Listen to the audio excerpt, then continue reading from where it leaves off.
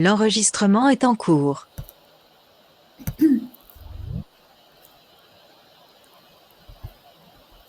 Donc nous allons commencer la formation pour rappel aujourd'hui qui est sur l'assignation, l'audience et le jugement, qui fait suite donc à la première formation qui était sur comment payer. Donc là, nous sommes sur la deuxième partie de la procédure d'expulsion. Je vais vous mettre ça en grand, ce sera plus facile. Alors on va faire déjà, pour commencer, un petit rappel des obligations du locataire. Donc les obligations du locataire sont notées à l'article 7 de la loi du 6 juillet 1989. Donc vous verrez que dans mes présentations, je parle beaucoup de la loi du 6 juillet 1989 puisque c'est la loi qui régit les rapports locatifs, donc les rapports entre locataires et propriétaires bailleurs. Donc, pour rappel, cet article énonce que le locataire doit payer le loyer et les charges à la date convenue dans le contrat de location. C'est-à-dire que s'il a 5 centimes de retard, il est considéré en impayé de loyer. Si il paye le 10 du mois, alors que dans le contrat de location, il est noté qu'il doit payer le 5 du mois, eh bien, il est également considéré en impayé de loyer.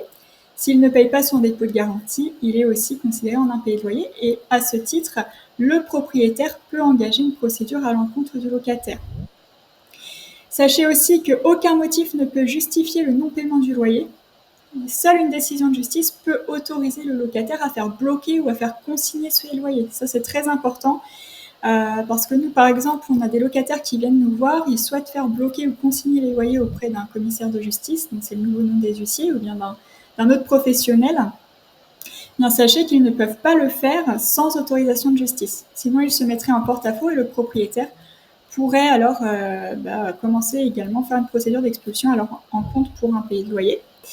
C'est le cas, par exemple, si le locataire a de la moisissure dans son logement ou une chaudière qui est vétuste, qui ne fonctionne plus et donc qui ne peut plus se laver depuis des mois, et le propriétaire ne veut toujours rien faire, eh bien, le locataire, malgré tout, doit continuer de payer son loyer et ses charges. Il aura une autre procédure, heureusement, à l'encontre du propriétaire qu'il pourra mettre en place pour l'obliger à faire les travaux.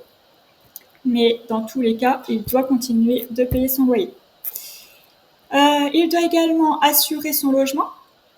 Donc, c'est-à-dire que le propriétaire peut lui réclamer son attestation d'assurance. S'il ne la fournit pas, le propriétaire peut passer par un commissaire de justice, donc le nom des huissiers, qui lui délivrera un commandement de fournir l'attestation d'assurance. Le locataire aura 1 mois pour fournir cette attestation. À défaut, le propriétaire peut également aller en résiliation du bail devant le juge pour défaut d'attestation d'assurance, ou bien prendre une assurance pour le compte du locataire qu'il lui demandera de payer, bien sûr, tous les mois. Alors, chez les bailleurs privés, c'est très rare qu'ils prennent une assurance pour compte. Ils vont plutôt aller en résiliation du bail. Chez les bailleurs sociaux, ça se fait un peu plus. Mais sachez que souvent, les garanties qui sont prises par les bailleurs, dans ce cas-là, sont réduites vraiment au minimum pour les sinistres, par exemple, dégâts des eaux, ce genre de choses. Mais ça ne va pas prendre en compte la responsabilité civile ou bien les meubles du locataire. Le locataire doit également entretenir son logement. Donc, il doit prendre à sa charge les menues réparations ainsi que les dégradations qu'il commet. Vous avez une liste concernant les réparations, un décret concernant les réparations locatives. Donc, c'est une liste qui n'est pas limitative, mais vous trouverez quand même, par exemple, que les joints, c'est à la charge du locataire. La liste de tout ce qui incombe au locataire de prendre à sa charge. Donc c'est le décret du 26 août 1987. Voilà, et je vous la mettrai de toute façon à la fin du diaporama. Je vous l'enverrai par mail, parce que ça peut toujours servir. Ça permet de savoir ce qui incombe au locataire. Le locataire doit également occuper paisiblement les lieux, c'est-à-dire ne pas créer de nuisances ou de troubles de voisinage, puisque si le propriétaire a par exemple plusieurs plaintes du voisinage, qu'une conciliation n'a pas fonctionné, que les lettres recommandées sont laissées sans effet, eh bien le propriétaire, alors il lui faudra bien sûr des preuves, pourra aller pareil en résiliation du bail devant le juge. Alors, on va passer donc maintenant à la deuxième étape de la procédure, puisque la première, pour ceux qui étaient présents, c'est le comment payer. Donc, la deuxième étape, c'est l'assignation. Donc, l'assignation a fait suite à un comment payer qui est demeuré infructueux. Donc, le propriétaire peut par la suite, une fois que le locataire n'a pas payé dans les délais du comment payer l'entièreté de sa dette, eh bien, il peut l'assigner. Donc, l'assignation, c'est la convocation à comparaître devant le juge du contentieux de la protection du tribunal judiciaire. Elle est forcément délivrée par un commissaire de justice, qui est le nouveau nom des huissiers. Elle est remise en main propre au locataire ou par un avis de passage qui indique qu'il doit aller le récupérer à l'étude.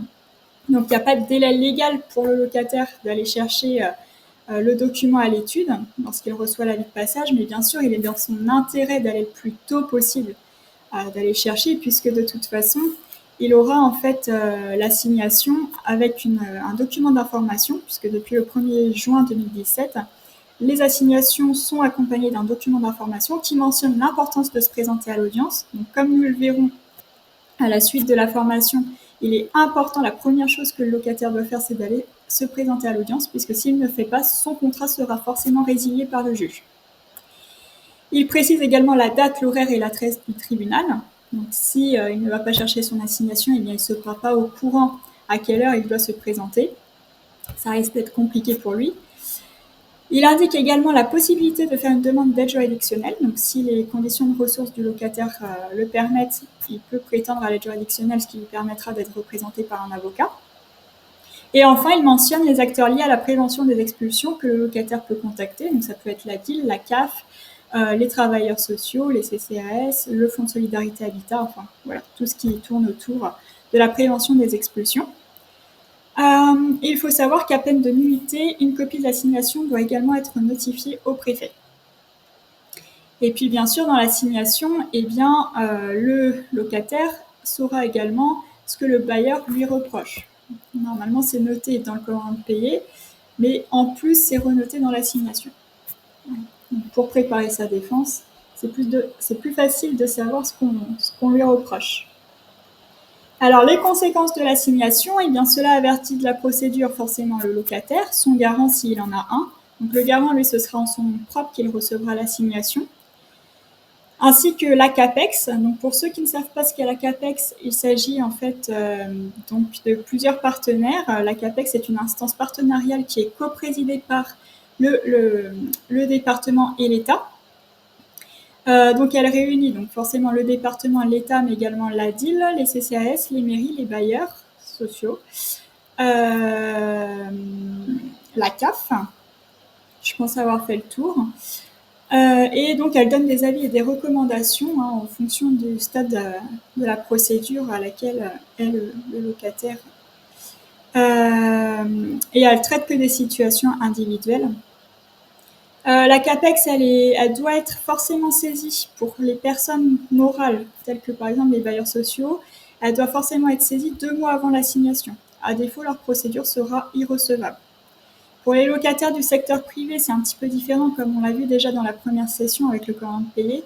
C'est le commissaire de justice qui va, sous certaines conditions, alors j'y reviendrai pas, je vous laisse revoir la première formation. Sous certaines conditions, il va saisir la CAPEX. Et enfin, les services sociaux sont également avertis de la procédure, puisque ce sont les travailleurs sociaux du département de l'Eure qui vont devoir réaliser au stade de l'assignation ce qu'on appelle un diagnostic social et financier. Alors, le diagnostic social et financier, c'est un formulaire qui est à compléter par le travailleur social en présence du locataire. Donc, le locataire va être convoqué par le travailleur social pour compléter ce formulaire, le diagnostic social et financier, qui va reprendre donc sa situation personnelle. Et ce qui va permettre en fait d'expliquer sa situation par la suite au juge, puisque le diagnostic social et financier doit être transmis au juge au minimum 5 jours ouvrés avant l'audience.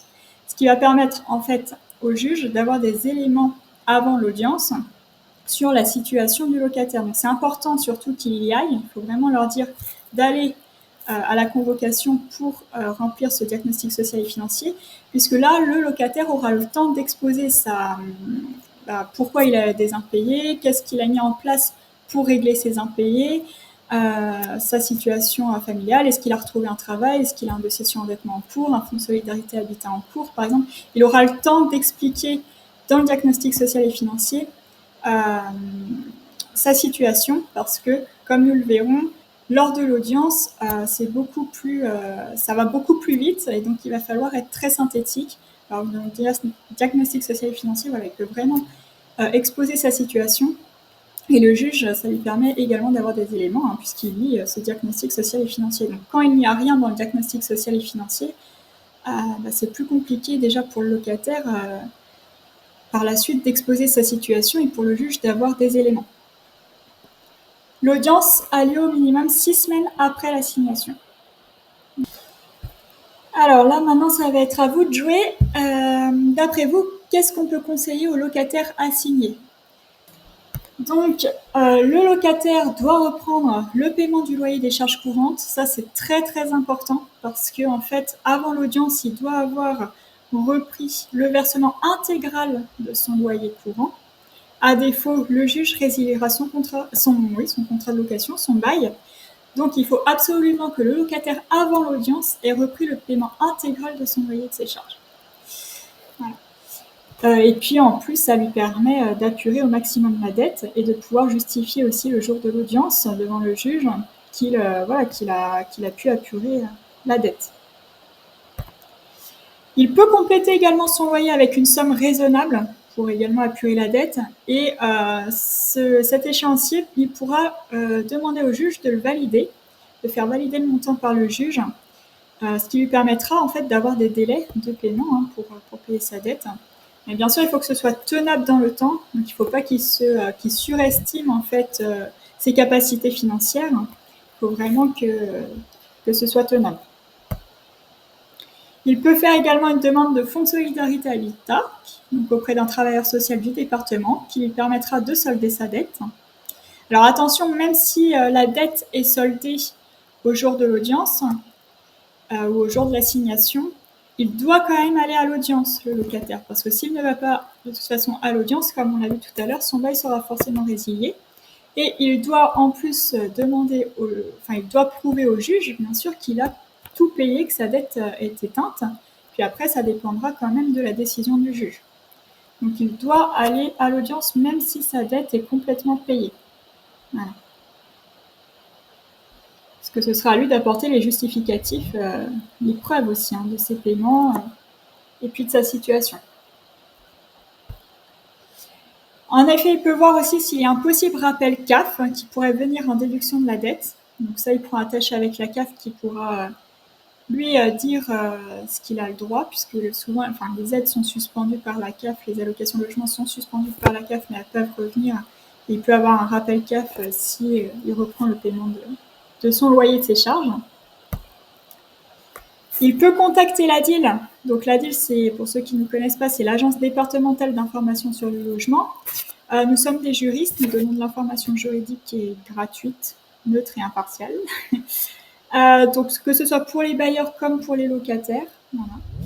Et donc auprès du locataire, on pourra vérifier si sa dette, si le montant de sa dette est correct, si les charges qu'on lui réclame lui racontent bien, si la révision du loyer a été régulièrement faite. On pourra répondre à ces questions sur la procédure, ce qu'il doit dire au juge, ce qu'il doit faire, ce qu'il doit ramener. Il faut savoir aussi qu'il y a une prescription de 3 ans, donc on vérifie que la prescription n'est pas passée pour les impayés de loyer, donc c'est-à-dire que le propriétaire bailleur ne peut pas remonter à plus de 3 ans pour la dette. Et pour le locataire qui souhaiterait avoir un remboursement de ses charges, pareil, il a 3 ans pour le réclamer, à défaut, c'est perdu. Il doit répondre, comme on l'a vu, au rendez-vous du diagnostic social et financier, ce qui permettra au juge d'avoir des éléments sur sa situation. Il peut faire une demande de logement social, puisque en fait, donc même s'il a des dettes déjà auprès d'un bailleur social, il doit refaire une demande de logement social. C'est en vue en fait d'un potentiel DALO si jamais son bail est résilié et donc si jamais le juge prononce l'expulsion du locataire. Dans ce cas-là, dès lors qu'il reçoit la signification du jugement, le locataire qui a bien fait une demande de logement social, qui a un numéro unique, pourra par la suite faire un DALO. Enfin, ce qui est très très important, c'est que le locataire doit se présenter à l'audience ou être représenté. Déjà, donc s'il ne va pas à l'audience ou qu'il ne se fait pas représenter, son bail sera forcément résilié. Donc, par rapport à l'audience, en fait, s'il se présente à l'audience, il pourra demander la suspension de la clause résolutoire et des délais de paiement. Donc, pour rappel, la clause résolutoire, c'est une phrase qui se trouve dans le contrat de location et qui permet au propriétaire d'aller devant le juge pour demander eh bien, la résiliation du contrat de location du locataire pour impayé de loyer. Et donc, le locataire, s'il se présente bien à l'audience, il pourra demander la suspension de cette clause résolutoire et donc le maintien dans les lieux. Bon, je vais revenir plus précisément sur ces notions parce que c'est pas évident. Et surtout, c'est au locataire de demander cette suspension de la clause résolutoire. Donc, s'il ne vient pas à l'audience, il ne pourra pas demander la suspension de la clause résolutoire et donc son bail sera forcément résilié. Et donc là, on va passer maintenant à que conseiller au propriétaire, au bailleur. Le bailleur doit se présenter à l'audience ou être représenté, parce que il doit également apporter au juge les preuves de la situation, donc avec le décompte de la dette, de tout ce qu'il réclame. Il peut également réclamer des remboursements de charges qu'il a dû payer. Par exemple, le commande payé, il l'a avancé pour pouvoir commencer la procédure, mais normalement c'est au locataire de payer les frais du commande payé. Bien là, il pourra demander au juge également le remboursement donc, de ses dépenses. Et puis expliquer au juge également les conséquences de l'impayé sur sa situation personnelle, puisque le bailleur peut avoir également lui-même du coup des dettes du fait des impayés de son locataire. Il peut avoir un prêt en cours qu'il n'arrive plus à rembourser, par exemple. Donc tout ça, il doit ramener les justificatifs également au juge. Il peut formuler également ses observations lors du diagnostic social et financier. Et s'il souhaite de l'information juridique, eh bien, il doit rester en contact avec le commissaire de justice qui a fait l'assignation pour le propriétaire et également le commande payé. Ou bien il peut également contacter la DIL s'il a des questions concernant la suite de la procédure.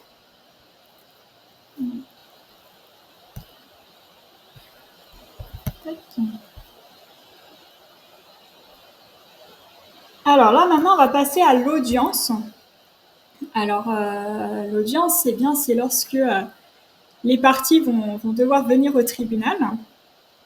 Et donc, pour pouvoir entrer au tribunal, les parties doivent présenter l'assignation, comme on l'a vu, c'est la convocation à l'audience, ainsi que leur pièce d'identité. Il faut savoir que l'audience est publique, c'est-à-dire que tout le monde peut y assister. Donc, si jamais ça vous intéresse, sachez que vous pouvez aller voir une audience pour tout ce qui est impayé de loyer, expulsion.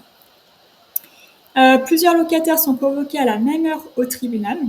Donc il faut également expliquer aux locataires qu'ils doivent prendre leurs dispositions parce qu'en fait, ils peuvent être tous convoqués à 13h, mais ils ne vont pas tous passer à 13h. Il y en a un qui va passer à 13h, un autre à 13h15, un autre à... Ça peut aller jusqu'à 17, 18, 18h. Donc il faut vraiment qu'ils prennent leurs dispositions. L'appel des dossiers est réalisé et chaque partie est invitée à son tour à se présenter devant le juge. Donc l'attente peut être longue. Lors de l'audience, le juge du contentieux de la protection va entendre les arguments du bailleur et du locataire. Donc, comme je vous expliquais tout à l'heure, que ce soit pour le bailleur comme pour le locataire, les parties n'ont que 5 minutes à peu près pour expliquer leur situation et justifier de leur situation. Donc, il faut vraiment qu'ils soient concis, précis, synthétiques. C'est très important. Le juge du contentieux de la protection va poser également des questions. Et il va demander les justificatifs de la situation. Et donc, pour le locataire, ça va être de ramener, s'il a un dossier de surendettement en cours, fournir son dossier de surendettement. Ça va être, s'il a un fonds de solidarité habitant en cours, également le ramener. S'il a retrouvé un travail, ça va être son contrat de travail. S'il a un rappel CAF, il faut également qu'il ramène le justificatif de la CAF. Il doit montrer surtout au juge qu'il a repris le versement intégral de son loyer courant avant la date de l'audience. À défaut, comme on l'a vu, son bail sera résilié.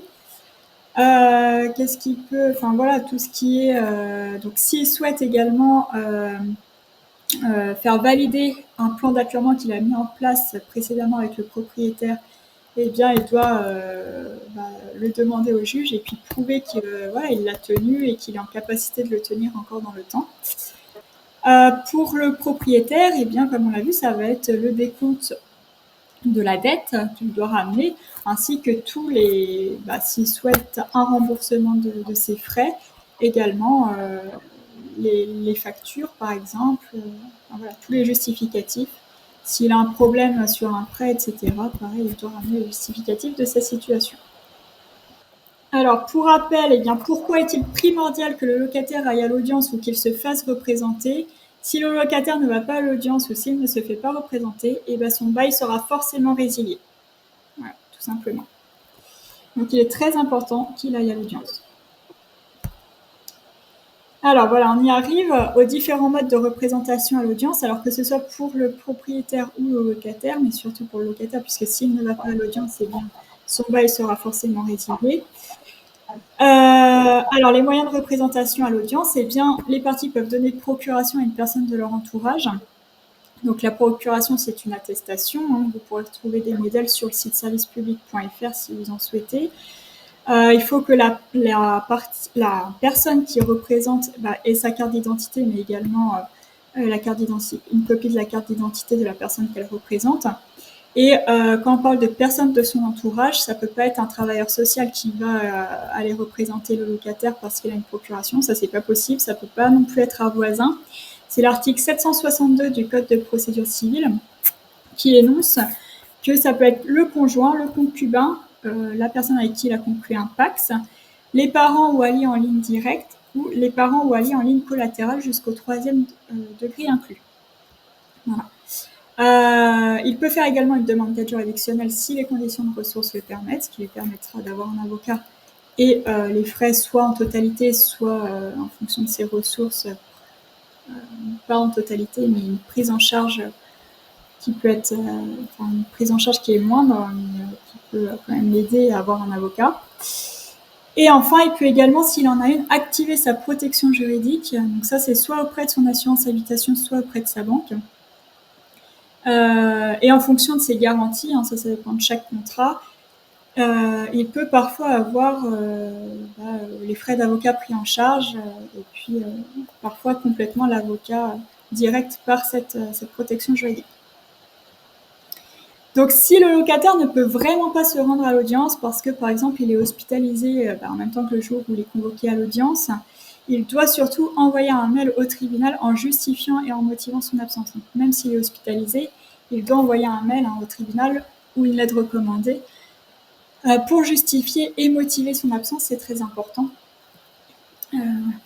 Donc, par exemple, si la personne est hospitalisée, la justification, ça peut être son certificat d'hospitalisation.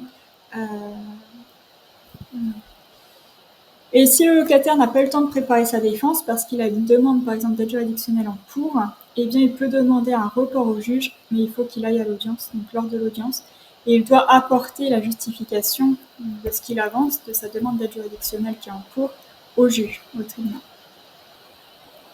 Donc, le jour de l'audience, le locataire doit, comme on l'a vu, être présent à l'audience, sinon le bail forcément résilié, et peut justifier qu'il a indiqué qu'il a repris le versement intégral de son loyer courant avant la date de l'audience, sinon pareil, son bail est résilié. Et donc, si déjà ces deux premières conditions sont remplies, eh bien, il pourra demander au juge la suspension de la clause résolutoire, ce qui lui permettra, si c'est accordé, de se maintenir dans les lieux et de rester locataire. Mais la suspension de la clause résolutoire, il faut absolument que le locataire la demande, puisqu'il faut que le juge ne peut pas s'autosaisir. Donc le juge, il faut qu'il soit saisi de la demande par le locataire ou le bailleur. Souvent, c'est par le locataire, c'est pas dans l'intérêt du propriétaire de demander la suspension de la clause résolutoire, puisque lui, son but, c'est que la clause résolutoire, justement, joue. Donc, à défaut, le juge ne pourrait pas l'octroyer et il résiliera forcément le bail. Voilà. Le juge ne peut pas s'autosaisir de cette demande. C'est vraiment au locataire ou au propriétaire de demander la suspension de la clause résolutoire. Le locataire peut également demander des délais de paiement s'il est en mesure de régler sa dette locative. Alors, il peut également engager une demande reconventionnelle contre le bailleur si ce dernier ne respecte pas ses obligations. Donc, par exemple, il y a de la non-décence dans le logement, de la moisissure, voilà, c'est un exemple. Le locataire peut demander au juge soit une indemnité, soit une baisse de sa dette. Mais bon, il faut quand même que le locataire ramène tous les justificatifs possibles concernant donc l'état de son logement, parce que s'il vient sans justificatif, c'est sûr que le juge n'accordera pas cette demande reconventionnelle. Donc il faut par exemple qu'il ramène un diagnostic de non-décence ou bien une grille de signalement habitat dégradé, plusieurs courriers recommandés faits au propriétaire pour lui réclamer les travaux, démontrer que c'est pas une dégradation de son fait non plus. Des attestations, enfin voilà, il faut vraiment que ce soit, il faut vraiment qu'il ramène le maximum d'éléments pour pouvoir prétendre à une indemnisation ou bien à une baisse de sa dette. Puis ce sera à l'appréciation du juge. Donc par rapport à la suspension de la clause résolutoire, j'y reviens. Donc comme vous le savez, on l'a vu lors de la première formation, depuis la loi Kasbarian, tous les baux d'habitation contiennent une clause résolutoire. Donc, c'est-à-dire qu'après un commandement payé demeuré infructueux, eh ben, elle permet au bailleur de demander au juge la résiliation du contrat. Mais si donc le locataire vient bien à l'audience et qu'il demande la suspension de la clause résolutoire, et que le juge octroie cette suspension de la clause résolutoire, ça veut dire que le locataire va rester locataire, il va pouvoir se maintenir dans le logement. La procédure est gelée, donc il ne pourra pas être expulsé, tant qu'il respecte le plan d'appurement judiciaire et qu'il paye son courant, c'est-à-dire son loyer et ses charges. Parce que vous verrez, je vous ai mis un modèle après, dans le jugement, le juge va dire qu'il suspend la clause résolutoire, qu'il lui accorde la suspension de la clause résolutoire, à condition que le locataire respecte, par exemple, qu'il paye 64 € avant le 10 de chaque mois et sur 36 mois. Voilà. Alors, je vais vous montrer un exemple, ce sera peut-être plus parlant. Mais en tout cas, voilà, ce qu'il faut vous retenir à ce stade, c'est que la suspension de la clause résolutoire permet au locataire de rester locataire, de se maintenir dans le logement, et que c'est à lui de demander la suspension de la clause résolutoire en allant au tribunal.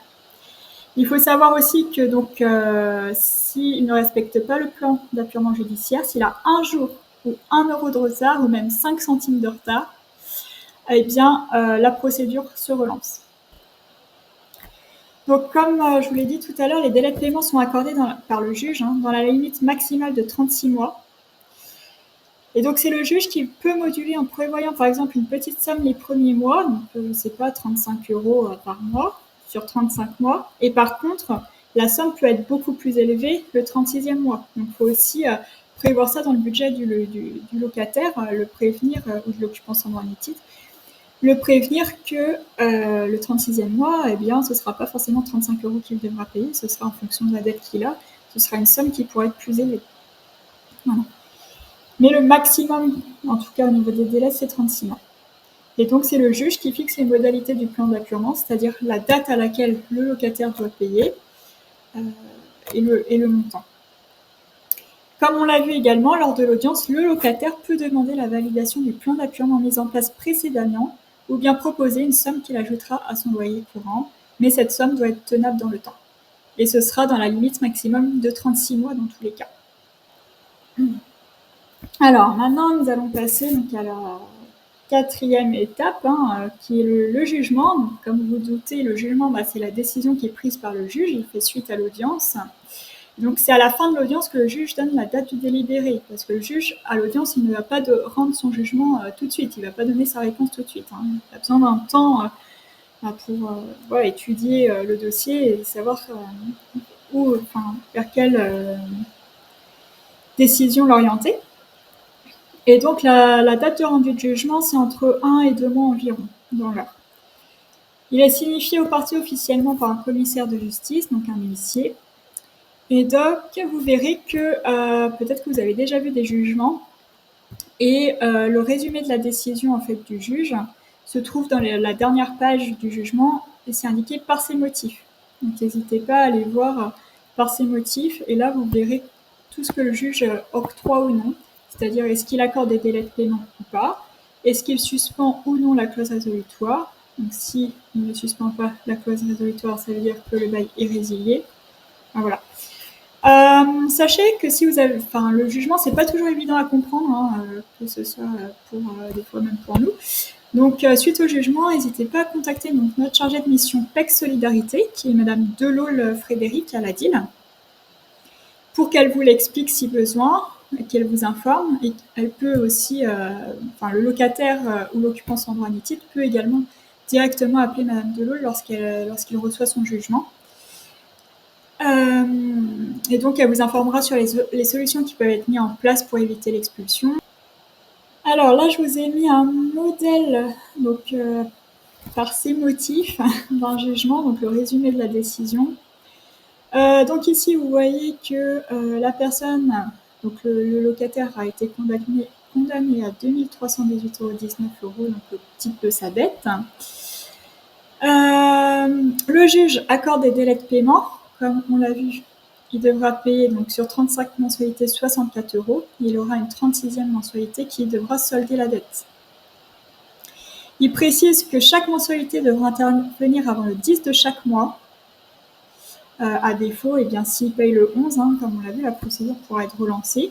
Ici, il suspend les effets de la clause résolutoire. Donc là, la personne reste locataire. On n'est pas occupant sans droit ni titre, elle reste locataire. Si elle respecte donc les 64 € avant le 10 de chaque mois. Puisqu'il indique qu'en revanche, toute mensualité, qu'elle soit due au titre du loyer, des charges courantes ou de l'arriéré, restée impayée 7 jours après l'envoi d'une mise en demeure par lettre recommandée avec avis de réception, justifiera que la clause résolutoire retrouve son plein effet et que le solde de la dette devienne immédiatement exigible. Donc, c'est-à-dire que le propriétaire pourra bien continuer la procédure sans repasser par le juge. Il pourra du coup continuer l'expulsion. Donc là, on voit également que le juge a condamné aux dépens donc, le locataire. Donc le dépens ici, le juge. Donc les dépens, ce sont les frais qui ont été avancés par exemple par le propriétaire. Ici, le juge énonce que les dépens qui doivent être remboursés, c'est le coût du corps impayé, de l'assignation et de sa notification à la préfecture. Donc tout ça, c'est le locataire qui devra payer. Donc je vais revenir également sur la notion de dépens dans la diapo juste après. Par contre, on voit que le propriétaire avait dû demander également d'autres frais qui ne sont pas pris en compte dans les dépens. Ça peut être des frais de déplacement, par exemple, et qui sont fondés sur l'article 700 du Code de procédure civile. Mais là, le juge n'a pas accordé le remboursement de ces frais au propriétaire. Alors juste, je vous définis ce qu'est les dépens et l'article 700. Donc pour les dépenses, c'est la condamnation qui incombe à la partie perdante le remboursement des frais de procédure qui sont listés à l'article 695 du Code de procédure civile, à la partie gagnante. Donc quand vous allez voir l'article 695 du Code de procédure civile, vous retrouvez la liste de tout ce que comprend les dépenses. Donc comme on l'a vu ici, le juge ici de toute façon les a remis. Ça comprend le coût du corps impayé, de l'assignation et sa notification à la préfecture. Donc ça peut être ça peut être autre chose, ça dépend. Mais souvent, le juge les renote. Donc là, je vous avais mis d'autres exemples. Ça peut être la rémunération réglementée des avocats, les indemnités des témoins, quand il y en a, les frais de traduction des actes, par exemple. L'article 700 du Code de procédure civile, bien là, c'est également la partie perdante qui rembourse à la partie gagnante tous les frais non inclus dans les dépenses, donc tous les frais qui ne sont pas listés à l'article 695 du Code de procédure civile. Donc ça peut être par exemple les honoraires d'avocat, les frais d'expertise, les frais de déplacement ou les frais de correspondance, par exemple. Et le juge doit être saisi de cette demande par le propriétaire, et c'est le juge qui fixera la somme. Mais pareil, le juge ne peut pas s'autosaisir de l'article 700. Donc le propriétaire, s'il souhaite être remboursé des frais qu'il a avancés, c'est à lui d'invoquer cet article-là, pour les frais qui ne font pas partie de la liste de l'article 695 du Code de procédure civile. Alors d'après vous, que peut décider le juge lorsqu'il rend son jugement? D'après vous, donc il y a plusieurs hypothèses. Alors la première hypothèse, celle qui est super, on va dire, pour le locataire, c'est lorsqu'il a respecté les critères, qu'il a demandé en plus des délais de paiement, c'est-à-dire que le juge accorde des délais de paiement et en plus le maintient dans les lieux, c'est-à-dire qu'il suspend la clause résolutoire. Donc, le locataire a bien payé intégralement son loyer avant l'audience. Il est bienvenu à l'audience, il a demandé la suspension de la clause résolutoire. Dans ce cas-là, le juge pourra rendre un jugement dans le sens où il demeure locataire tant qu'il respecte, comme on l'a vu, le plan d'appurement judiciaire et paye son courant, c'est-à-dire son loyer et ses charges. Donc, tant que ces deux critères-là sont respectés, eh bien, le locataire pourra rester locataire tant qu'il respecte son plan d'appurement judiciaire. Comme je vous disais, épée Damoclès, s'il a un jour ou un euro de retard, hop, la procédure se poursuit. Et donc le juge, par contre, peut condamner également aux dépens et éventuellement à l'article 700 du Code de procédure civile, mais le locataire peut demander le jour de l'audience à ce que ces montants soient inclus dans les délais de paiement, pour ne pas les payer tout de suite suite à la signification du jugement. On peut demander des délais de paiement aussi pour payer les dépens et l'article 700. Mais donc ça, c'est, on va dire, la meilleure solution pour le locataire s'il respecte bien le plan d'appurement mis en place. Donc ça, c'est le jugement en fait qu'on a vu précédemment. C'est l'hypothèse 1, c'est le jugement qu'on a vu tout à l'heure. La deuxième hypothèse, l'hypothèse 2 et 3, c'est le juge dans tous les cas prononce la résiliation du bail, du contrat, mais il peut accorder ou non des délais de paiement. Voilà, c'est possible qu'il résilie avec des délais de paiement, donc 36 mois maximum, ou qu'il résilie le bail sans délai de paiement. Donc la résiliation du bail, de toute façon, elle intervient forcément lorsque l'un des critères n'a pas été rempli. Par exemple, le locataire n'a pas repris le paiement intégral de son loyer courant avant l'audience, et où il ne s'est pas présenté à l'audience, et où il n'a pas demandé la suspension de la clause résolutoire. Dans ce cas-là, le juge va être obligé de résilier son bail. Et donc, en cas de résiliation, si vous avez un jugement de résiliation de contrat, la personne n'est plus considérée comme locataire, mais comme occupant sans droit ni titre. Elle n'a plus de contrat, le bail a été résilié. Son loyer ne s'appelle plus un loyer, mais une indemnité d'occupation. Il ne recevra donc plus de quittance de loyer, mais un reçu ou un avis d'échéance si jamais il paye correctement son indemnité d'occupation. Donc l'expulsion va s'engager, sauf si, comme je vous le disais tout à l'heure, un protocole est signé avec un bailleur social. Donc là, je vous renvoie donc à la troisième formation qui aura lieu courant octobre. Donc je vous enverrai en septembre ou à laisser passer l'été pour pouvoir vous inscrire à la troisième formation si vous le souhaitez. Après, vous avez une hypothèse 4, alors elle est très très rare. C'est lorsque le juge accorde le maintien dans les lieux mais sans délai de paiement. Donc là, la personne reste locataire puisqu'il y a maintien dans les lieux, il n'y a pas de résiliation du contrat. Sans délai de paiement, c'est lorsque par exemple la personne a vraiment une petite dette et qu'elle peut la régler directement. Lorsqu'elle va avoir une grosse rentrée d'argent qui va régler directement la dette, par exemple, suite à un licenciement, elle va percevoir une indemnité ou bien suite à un héritage ou une donation. Mais c'est quand même très rare, cette hypothèse. Il y a d'autres hypothèses. Donc c'est l'articulation entre le jugement et le surendettement. Alors aujourd'hui, je ne vais pas rentrer dans le détail de ça parce qu'on en aurait pour 2 heures. Mais là, ce qu'il faut que vous sachiez à ce jour, c'est que dès lors qu'il y a eu la recevabilité d'un dossier Banque de France, que le locataire, le jour de l'audience, indique au juge qu'il a un dossier Banque de France, qu'il a bien repris le paiement intégral de son loyer et de ses charges courantes, le juge sera lié par ce que va décider la Banque de France.